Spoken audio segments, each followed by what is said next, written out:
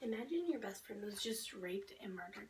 The police knows exactly who did it. The judge is giving you two options. Either sentence a suspect to life in prison or sentence them to death. What would you rather be done? Why would you want the person who killed your best friend still living? Why would you even think twice about not killing the murderer, let alone a rapist? Many times the suspect gets away out early, and the person who did kill your best friend is allowed to walk the streets once again to possibly be able to kill another innocent person. To persuade the audience why the death penalty should be allowed in all countries of the world, today I'll be discussing why I believe the death penalty should not be abolished, how the death penalty helps prisons out, and why people may want it to be abolished. Many inmates who are sentenced in life in prison would prefer to die than sit in prison. Prisons have harsh conditions such as no air conditioning, poor food choices, and getting talked to like you're a dog. The murder rate is lower in states with executions rather than the states without. According to Preferred Punishments for Murder, created in November 2010, 33% of the murderers would rather use the death penalty than life with parole, which is at a 13%. Many inmates would rather die than take life without parole because they are just sitting in jail rotting. They have a lot of time to do absolutely nothing. On occasions, they get to go work out, go to church, etc. But that's pretty much it. According to No, written by Joshua Marquise, the murder rate has dropped dramatically. Several recent academic studies show a clear deleterious effect from judicial use of the death penalty. For each actual execution, about 17 murders are prevented. I remember my sophomore year talking about the death penalty in English too. The teacher said there was a girl on death row because she killed an expecting mother and tried to raise the child as her own. The baby later died. If the death penalty was not a thing, the lady could have possibly did that to another expecting woman. Using the death penalty helps prevent future murders from happening. Killing the suspect gets them out of the world and out of the street before they are able to do more things, possibly even worse. Let's move on to how the death penalty can actually help out prisons. Prisons are usually overflowing with inmates, and they have nowhere to put the inmates at. According to 18 states pack their prisons to maximum capacity, written by Dana Lisbon on September 17, 2015. In Illinois, prison faculties were originally designed to hold 28,200 inmates, but were housing 48,300 as of December 31st, 2014. Many prisons overpopulated, and if they were to sentence the criminals to death, they would be able to lessen people in prison.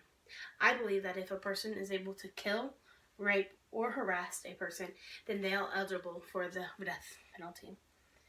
According to growing concerns for prison overcrowding among human rights body, living in overcrowded prisons can mean spending up to 23 hours a day in a single cell, with 120 prisoners, but only 35 beds, inhaling secondhand smokes from cells, and overrun by cockroaches and contacting skin diseases and fungal infection, and eating meals and using toilets in an only 2 square foot personal space. In prison, there are harsh conditions, being not having enough beds or enough food for having the inmates. Eventually, they are all going to die. Anyway, so why not make it faster? If they're serving life in prison, then they're possibly going to die from starvation or deadly diseases. Now let's see why people may want the death row to be abolished. There are many reasons why a person may want the death penalty to be abolished, such as someone who didn't commit the crime being executed and it not being humane. According to It's Time to Kill the Death Penalty, written by Brad Bushman, posted January 19, 2014, the death penalty is irreversible, so it is critical that it is to be used on an actual killer. I can see why people may not want to kill the wrong person, but I learned in previous research that there has been 0 people who have been wrongfully killed.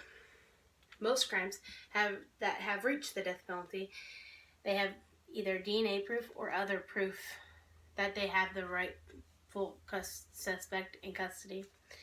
According to Executions and Humane, no matter what method states use written on March 14, 2018, how to best kill someone, that point up the inherent absurdity and inhumanity of an act if committed by any of us individuals would be a crime.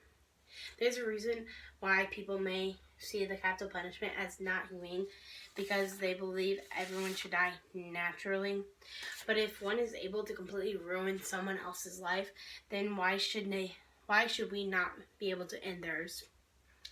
I think that if they are capable of killing or raping a person, then they should only expect death in their near future. Finally, let's review what we learned today.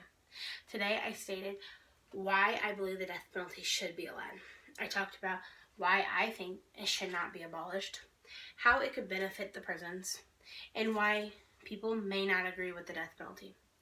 Someone once said, if an offender committed murder, he must die. In this case, no possible substitutes can satisfy justice, for there is no parallel between death and even the most miserable life. So there is no equality of crime, retribution, unless the perpetrator judicially put to death. What would you want to be done? How would you want a murder to go down in judicial? What if it was your best friend?